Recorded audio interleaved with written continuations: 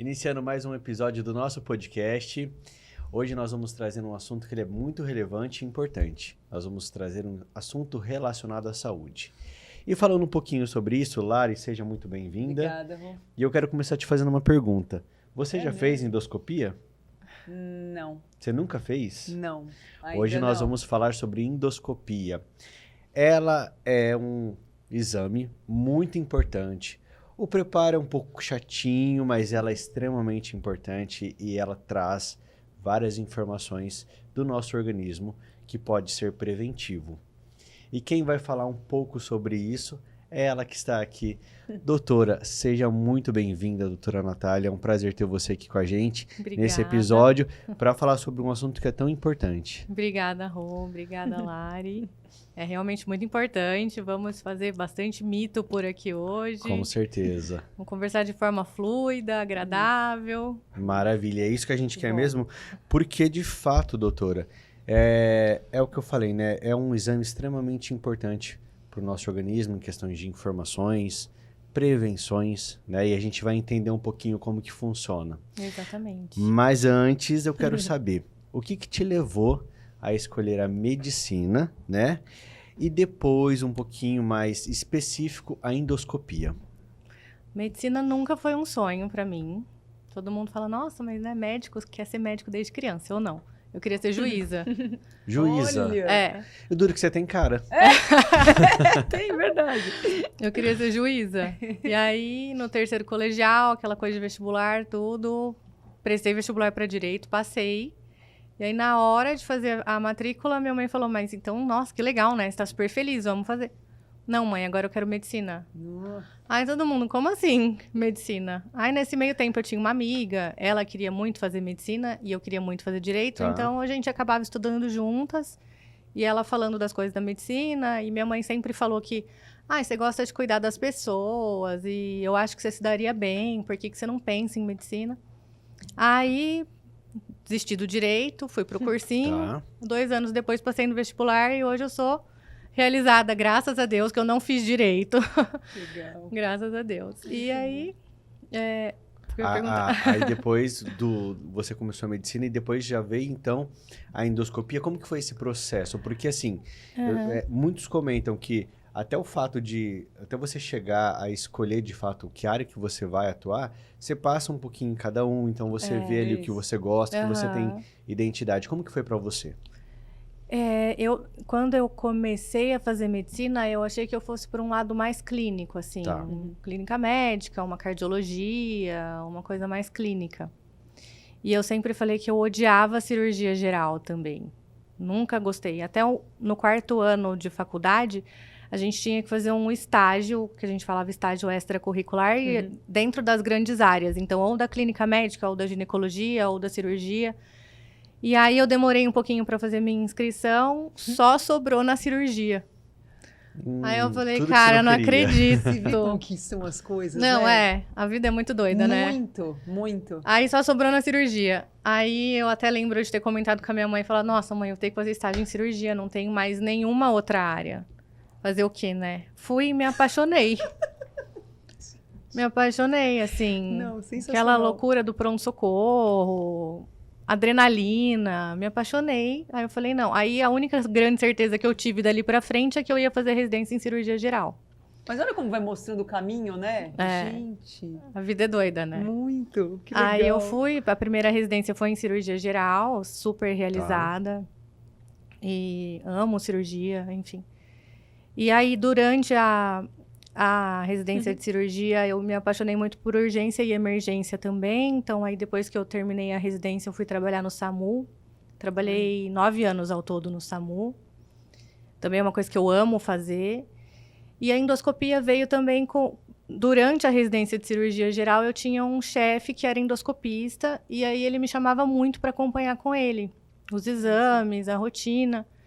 E aí foi uma coisa que eu achei muito interessante também, porque é tudo muito prático. Eu gosto de coisas muito práticas. Tá. Então, a endoscopia também é muito prática. E é Tá. muito resolutiva. Uhum. Então, você diagnostica uma coisa, você consegue até, às vezes, tratar durante o mesmo procedimento. Então, isso eu achei muito interessante. É por isso que eu acabei fazendo endoscopia também. Tá.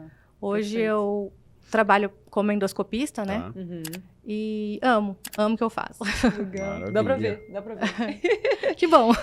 Doutora, então se a gente for entrar um pouquinho, explicar um pouquinho sobre a endoscopia em si. Então, para quem nunca fez, como que você explicaria de uma forma simples, né, o que é uma endoscopia?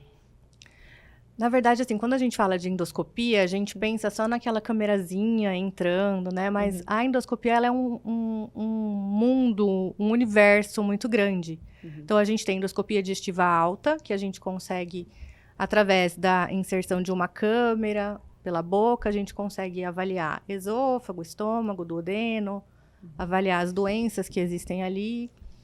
A gente tem também a colonoscopia, que é um exame realizado por baixo, né, através da introdução de uma câmera também, que também é extremamente importante. São exames extremamente simples, né, assim, para o paciente é extremamente simples de realizar. A gente tem também endoscopia das vias biliares, que a gente consegue tratar uma série de patologias das vias biliares, tumores de vias biliares, tirar pedrinha do canal da vesícula que fica impactada ali.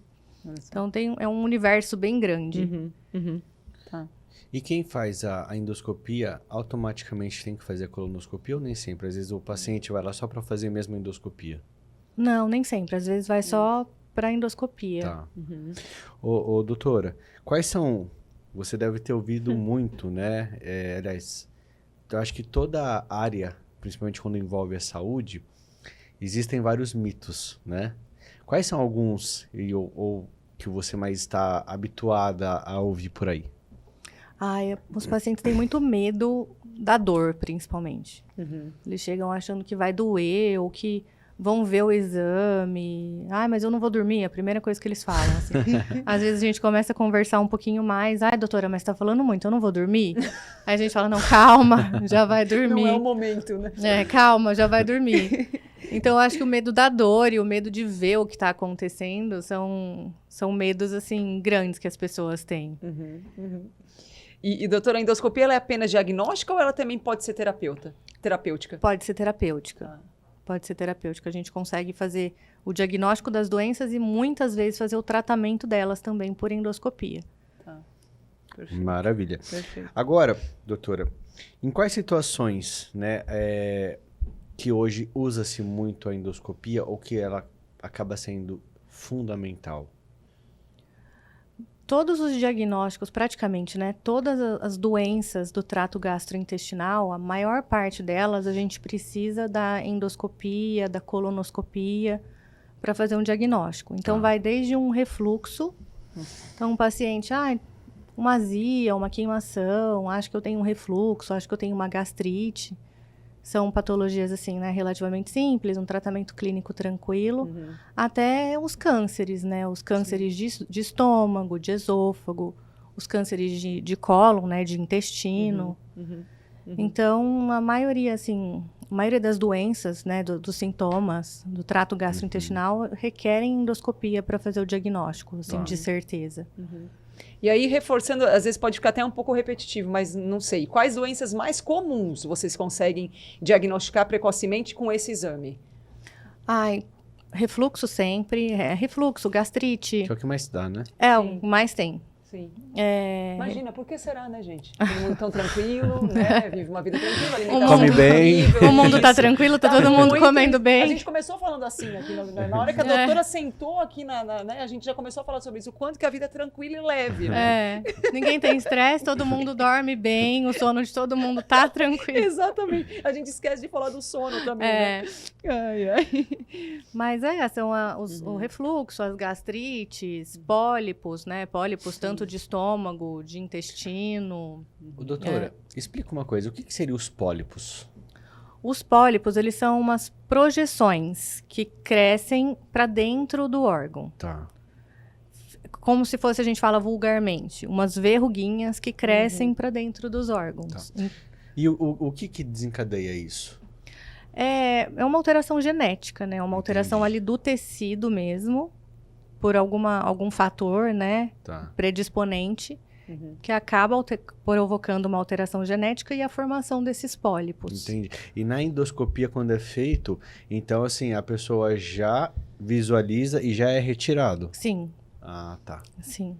A gente já consegue observar, né, fazer o diagnóstico e o tratamento em si, que é a ressecção. Tá. Então, se na família já tem uma predisposição, então a gente já tem que ficar, todo mundo já tem que ficar atento a isso. Sim, Né? tem Tá, que ficar setor atento a genético. isso. Tá. Sim. Aham. E até Tem que mesmo investigar. nessa questão de doenças, né, que é possível diagnosticar, tem muita hoje ocorrência com o câncer? Ah, bastante. O câncer, principalmente o câncer de cólon, né? A gente tem observado que cada vez pessoas mais jovens estão desenvolvendo câncer de colo retal, né? Que é de cólon e reto. Tá. Isso por quê? Tudo isso que a gente falou até agora.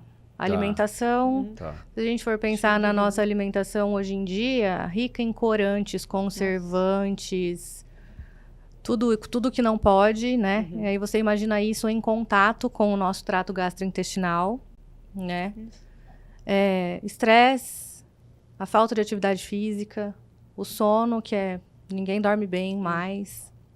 Então, primordial, Então, tudo isso, quando a gente fala de saúde, né? A gente tem que Tá. levar tudo isso em conta, mas... Até depois a gente vai fazer uma pergunta para você bem focada nisso daí, até mesmo utilizando um exemplo que nós tivemos recentemente, né? Uhum. Mas agora, doutor, eu queria saber uma coisa. Existe alguma recomendação, né, de rotina para pessoas assintomáticas? Para colonoscopia, sim. Tá. Formalmente, todas as pessoas têm que fazer colonoscopia a partir dos 45 anos. A partir dos 45. Mesmo não tendo sintoma, mesmo não tendo histórico, todo mundo, aos 45 anos, tem que fazer a primeira colonoscopia da vida. Tá. Se a pessoa não teve, antes dos 45, nenhum caso que realmente precisasse fazer, a pessoa tá lá, uma vida tranquila, nunca tive nada assim que eu precisasse fazer, então chegou nos 45 é igual urologista para os homens. Aos Mesma 40 coisa. você vai lá e faz o toque. Isso. Então, aos 45 A seria... colonoscopia para todo mundo. Tá, entendi. Perfeito. Aí, pacientes, por exemplo, tem um histórico de câncer na família, minha mãe teve câncer de intestino Tá. aos 60. Aí, sempre 10 anos antes, os filhos têm que fazer. Então, com Entendi. 50, todo mundo tem que fazer. Na verdade, Olha, com não 45, sabia disso. né? Sim, sim. Mas se for, por exemplo, com 50 minha mãe teve. Então, eu com 40 Então, tenho que fazer a minha isso, primeira entendi. colonoscopia. Perfeito. Então, sempre 10 anos antes, quando tem algum histórico na família. Tá. E na questão da endoscopia? Isso não. Na endoscopia, assim, na literatura, a gente não tem nada muito mandatório, Tá, sabe? Então, vai mais de acordo com os sintomas mesmo. entendi. Então, se tem azia, queimação, se tem uma perda de peso inexplicada, por exemplo, a pessoa começa a emagrecer demais, não fez exercício físico, não teve nenhuma alteração na dieta, alguma anemia importante, náuseas, vômitos que não tem nenhuma justificativa também, sangramento nas fezes. Tudo isso indicam a realização de uma endoscopia. Tá. A endoscopia não tem idade, né? Eu faço endoscopia desde bebê. Meu paciente mais novo tinha 2 meses. Olha. E o meu mais velho tinha 103 anos. Então, a endoscopia é incrível. para todas as idades, é Todas, para todo literalmente. mundo. E você falou do bebê de 2 meses, né? Uhum. O que o bebê apresentou ali que realmente era necessário uma endoscopia? Era um bebê que ele tinha nascido com uma atresia de esôfago, que é quando o esôfago da criança nasce interrompido. Então, a criança não consegue deglutir. Nesse caso, a endoscopia dele era para ajudar o cirurgião na reconstrução cirúrgica. Tá. Ele tinha uma gastrostomia, né, que é uma comunicação do estômago direto com a pele. Então, através da gastrostomia, eu consegui chegar aqui no coto distal do esôfago dele e deixar um guia para o cirurgião achar durante a cirurgia. Nossa, olha que coisa mais incrível. Para corrigir, para ele olhar, abrir ali e ver onde que estava o meu fiozinho aqui que eu tinha Incrível. deixado. Olha só. É. E tá vivendo super bem. Ele tá. Graças, Graças a Deus, foi um caso de Graças a sucesso. Deus, que assim. lindo. Que Conseguiu reconstruir depois. Tá super bem hoje. Que incrível. Maravilha. Doutora, vamos entrar um pouquinho na experiência, então, do paciente, né? Porque todo mundo tem tanta... Uhum. Aliás, né? Tá sendo para mim, porque... Antes de começar o podcast, eu ainda perguntei, né? Será que eu já precisa, Larissa? Com 45, você precisa. Então, vamos lá. O que o paciente pode esperar do dia do exame? É extremamente simples. Tá. É um dia, assim, é um dia tranquilo. É claro que, né, num hospital, numa clínica, né? Não é, ninguém gosta, né? Não é legal de chegar no hospital. Mas é super tranquilo, porque o que eu falo que além do preparo, além do jejum, a única dor que você vai sentir é para pegar a sua veia para fazer anestesia. É a única dor que sente. Depois que pegou a veia, vai deitar ali na maca, o anestesista vai vir, vai conversar, né? O endoscopista vem, conversa também. Dormiu, tranquilo, não vê nada, não sente dor. Na hora que acorda, os pacientes até falam, nossa, que maravilha, que remédio que é esse que eu quero levar para casa? Nossa, eu dormi tão bem. Dormi como um anjo. E aí, eu acho que o medo, né, tudo isso gera ansiedade, né, principalmente, né, assim, vou ter que ir no hospital fazer meu exame. Como é que vai ser, né? Nossa, vou entrar numa sala, todo mundo estranho, meu Deus, vou estar ali só com uma camisola. Acho que essa parte da exposição também, né, o paciente se sente um pouco desconfortável, né, da exposição, de ter muitos médicos por perto, né? Mas é assim, é super tranquilo, de verdade. Depois todo mundo fala, nossa, eu tinha medo, mas agora eu vi que é tranquilo. Você acha que a internet hoje ela contribui para dar esse medo para as pessoas ou ela ajuda? Eu acho que geralmente todo mundo que vai fazer um exame já viu um vídeo uma vez na vida, né? Tá. Então eu falo, nossa, mas eu vi na internet, que hora que vocês vão pegar minha veia? Então, assim, eu acho que se a pessoa já está ansiosa quanto ao procedimento, eu acho que ver um vídeo pode deixar mais ansiosa ainda. Tá. Porque vai falar, nossa, mas vão colocar uma câmera dentro de mim, vão, né? Eu também não costumo fazer essas pesquisas. Se precisa fazer, vamos fazer, né? Tá eu acho que eu confio na pessoa que está me, Sim, né? Exato. É o principal, né? Eu acho que você procurar, se você já está um pouco ansioso, eu acho que não vai ser legal. Porque às vezes você vai acabar vendo uma coisa que não vai ser assim, né? Porque não vai ser no mesmo lugar que você viu na internet que você está fazendo seu exame, né? Sim. Cada lugar tem a sua rotina e tal. Seus procedimentos. Seus procedimentos, Ô, doutora, você acha que a sedação assusta as pessoas? Porque às vezes você acredita que elas acabam tendo essa comparação de uma sedação com às vezes, anestesia, alguma coisa nesse sentido? Eu acho que as pessoas têm um pouco de medo, sim, da sedação. Na verdade, eu acho que elas acham assim, será que eu vou dormir o suficiente para não sentir dor e para não ver nada? Sim, você dorme o suficiente. Fica tranquilo. E a gente fica te monitorizando o tempo todo. Sabe? A gente não vai deixar você acordar no meio. Todo mundo pergunta também, mas eu não corre o risco de eu acordar no meio? Não corre. Então, é tranquilo. Ali o tempo inteiro, o anestesista do lado o tempo todo. Então, a gente tem certeza que vai dormir o tempo todo. Legal. E aí, se nós formos falar agora de atualidade e prevenção, quais avanços mais recentes, né, na endoscopia têm chamado a sua atenção, doutora? A endoscopia, ela tem apresentado avanços incríveis, assim. Na era que a gente está de inteligência artificial... A gente tem coisas incríveis programas incríveis, né, assim, softwares, né, que estão ajudando muito a gente, principalmente na detecção de lesões. Às vezes a inteligência artificial acaba encontrando uma lesão muito pequena que o nosso olho a gente não reparou que aquilo poderia ser uma lesão, por exemplo. Então hoje existem esses softwares que ajudam a gente a encontrar as lesões e a gente tem a magnificação de imagem hoje também está proporcionando coisas incríveis para a gente. A gente consegue ampliar de uma maneira a imagem que a gente está vendo ali, que a gente literalmente consegue ver o vaso sanguíneo daquela região, com a hemácia passando lá dentro, e a gente consegue ver se aquele vaso, por exemplo, ele está tortuoso, e essa tortuosidade pode me significar que é um câncer inicial, por exemplo. O padrão é praticamente microscópico mesmo, que a gente está conseguindo fazer com a endoscopia hoje. A gente consegue ter essa abordagem, assim, muito importante das lesões. E aí a gente já consegue fazer o diagnóstico ali mesmo. Por exemplo, é um câncer... o que eu estou vendo aqui é um câncer? Sim, é um câncer. Ele é invasivo? Ele está profundo aqui no órgão? Ou ele está superficial? Não, ele está profundo. Então talvez eu não consiga resolver isso por endoscopia. Talvez ele precise de uma abordagem cirúrgica. Ou não, eu consigo resolver por endoscopia. Então aí eu poupo o meu paciente de uma abordagem cirúrgica. Olha só. Então é muito interessante. Nossa, os avanços estão muito...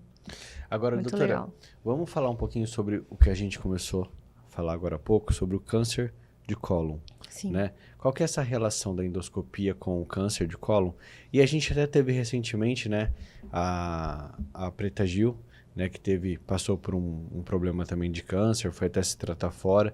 Então, eu queria que você explicasse um pouquinho para nós sobre isso. A colonoscopia, ela é o principal exame no diagnóstico precoce do câncer de cólon. Então, por isso que todo mundo, aos 45 anos, é mandatório fazer o exame. Tá. Porque a gente sabe que tem uma predominância maior desse tipo de câncer acima dos 45 anos. Mas o que a gente observa na prática é que daqui a pouco essa idade até vai cair um pouco mais. Daqui a pouco até os 40, porque a gente tá diagnosticando câncer em pessoas cada vez mais jovens. Então, a colonoscopia ele é o principal exame, porque eu consigo diagnosticar um pólipo, por exemplo, que é uma lesão inicial ali, pequena, e que eu consigo simplesmente retirar e impedir ela de se tornar um câncer invasivo futuramente. Tá. Porque existe um tipo histológico de pólipo que ele se chama adenoma. E a gente sabe que a evolução do adenoma, que é um pólipo, para o adenocarcinoma, que é um câncer, essa evolução leva 10 anos. Então, se hoje, aos 45 anos, eu diagnostico um adenoma e removo, aos 55 esse paciente não vai ter câncer. Isso. Então, essa é a importância. Por isso que todo mundo tem que fazer. Porque se a gente consegue remover isso, essas pequenas lesões, que é uma remoção extremamente simples, sabe? É muito tranquilo. A gente poupa até, assim, uma cirurgia mais invasiva, de ter que tirar um segmento do intestino, ou às vezes ficar com uma bolsinha de colostomia. Doutora, e nesse caso, quando a pessoa tem uma característica a ter esse tipo de Adenocarcinoma. Isso daí, às vezes, mesmo retirando, pode ser que volte? E se sim, de quanto em quanto tempo essa pessoa teria que fazer um acompanhamento? Então, vamos falar assim, por exemplo, a gente fez um exame e a gente encontrou um adenoma, que seria o pólipo inicialmente, né? Tá. A gente vai mandar esse pólipo para o patologista e ele vai falar para a gente qual o tipo de displasia que esse pólipo tem. Ele não tem displasia ou ele tem uma displasia de baixo, médio ou alto grau. A displasia de alto grau é a mais próxima do câncer que a gente tem. Tá. Então, depende disso, entendeu? Depende desse resultado. dessa biópsia dessa peça. Tá. A gente pode fazer um acompanhamento dentro de 6 meses ou 3 anos, por exemplo. Entendi. Dependendo do resultado que vem dessa biópsia de cada paciente, né? E é bem caso a caso. Sim. Perfeito. Assim como um paciente, por exemplo, que não tem uma história familiar, fez uma colonoscopia e essa colonoscopia foi normal, a gente pode repetir o exame daqui 5 ou até 10 anos. Tá? Então, não é uma coisa, sabe, vou precisar fazer a primeira colonoscopia aos 45 e depois tem que fazer todo ano. Não, depende do seu exame. Tá. Se for normal, se não tem Perfeito. fator de risco, 5 anos, 10 anos, tranquilamente. Maravilha. Legal. E você acredita que o brasileiro já entende a Não. importância? Não precisa nem finalizar, né? O brasileiro não entende. A importância de prevenção, nada, né? Não entende. Acho que Pena. nem só o brasileiro, né? Acho que o É, mundo eu ainda não também entende acho. sobre Exato. prevenção, É verdade. né? Porque Para nada, né? Para prevenção e a pessoa ter uma organização, um planejamento, são coisas que... Zero. Né? Não, mas aí a parte do planejamento acho que é mais o brasileiro mesmo que não tem. Ai, não, perfeito. Ô, doutor, agora eu quero saber uma coisa. Quais são, se você pudesse falar um pouquinho sobre isso, quais são os maiores desafios e os maiores benefícios da tua especialidade? os maiores desafios com tudo isso que a gente já falou, né? A inteligência artificial, as tecnologias novas, o maior desafio é se manter atualizado. Sim, verdade. Porque é muita Muda coisa. constantemente, Muda né? constantemente. Verdade, a verdade. mudança é cada hora um artigo diferente, falando uma coisa diferente. Então, Que loucura. essa é o maior desafio.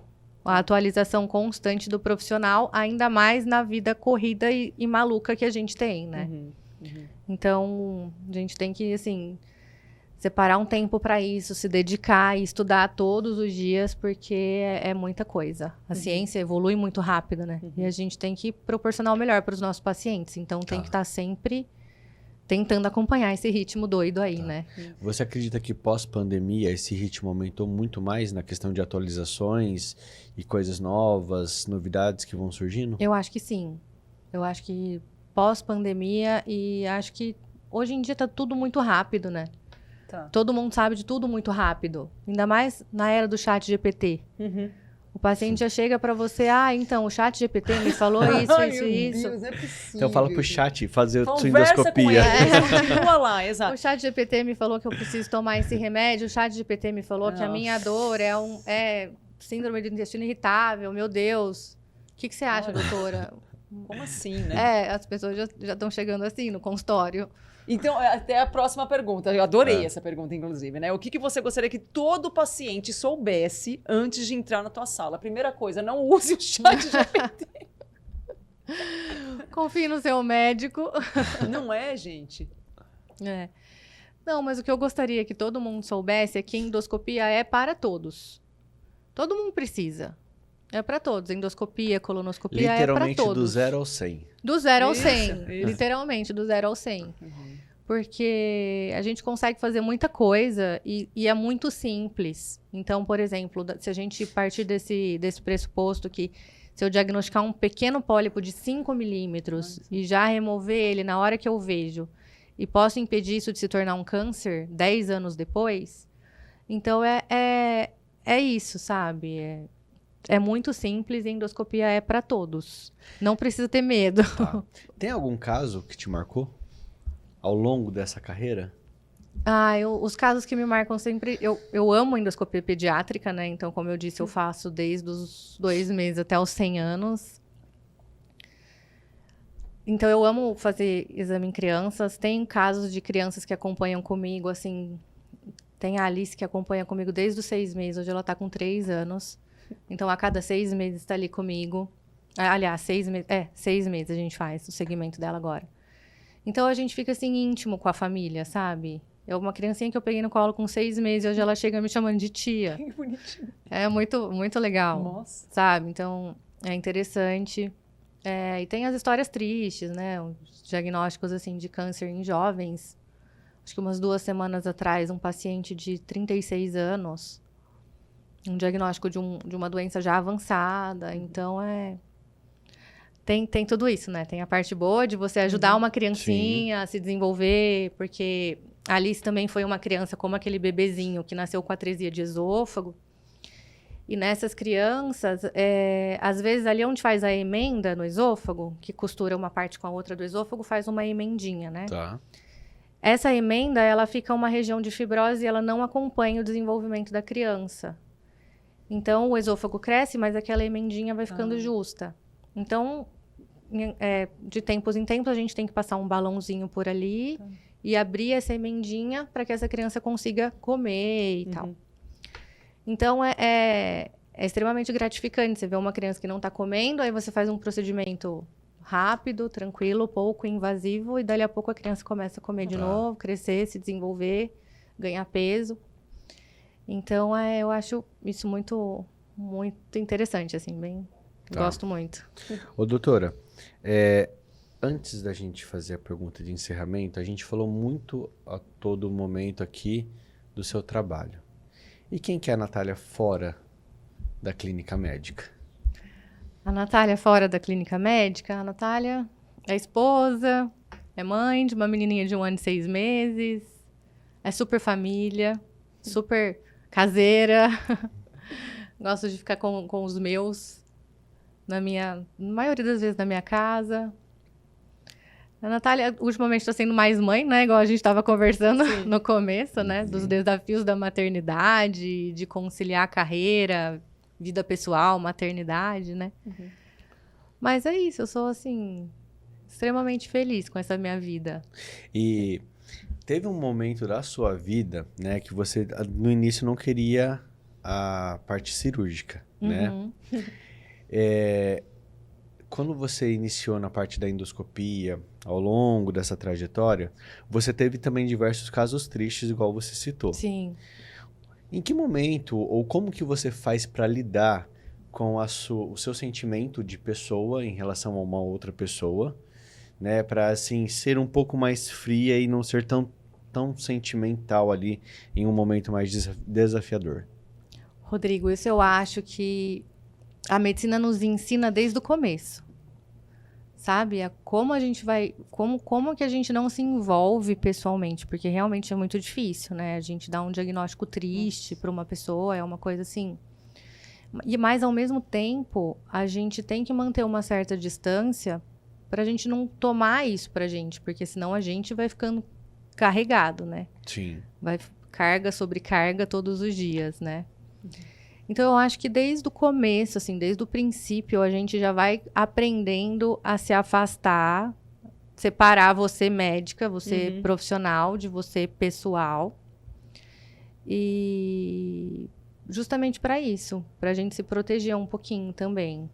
O que mudou na sua trajetória depois do nascimento da sua filha? Tudo. Tudo. O teu olhar para a medicina mudou? Mudou. Ah, certeza. Ah, mudou demais, assim. Eu falei que eu adoro fazer endoscopia pediátrica, mas antes da Natália mãe, depois da Natália mãe, nossa, É diferente. é extremamente diferente atender uma criança agora e você entender, né, o que aquela família tá passando realmente, porque outro dia eu fiz endoscopia numa menininha de 2 anos e era extremamente parecida com a minha filha. O cabelo, o olho. Aí eu falei, meu Deus, é minha filha. Olha.